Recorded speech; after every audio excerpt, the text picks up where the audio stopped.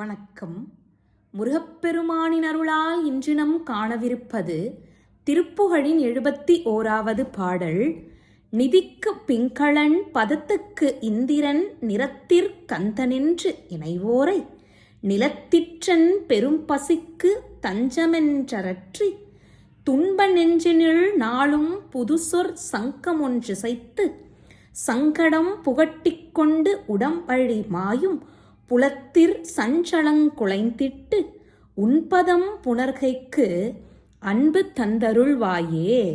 செல்வத்துக்கு குபேரன் என்றும் நற்பதவிக்கு தேவேந்திரன் என்றும் பொன் போன்ற நிறத்துக்கு கந்த பெருமான் என்றும் கொடுப்பதற்கே வருந்தும் செல்வந்தர்களிடத்தில் சென்று, அதாவது கஞ்சத்திலே மகா கஞ்சனிடம் சென்று வாரி வழங்குவதில் நீ வல்லன் என்றெல்லாம் பொய்யான வரிகளை தொடுத்து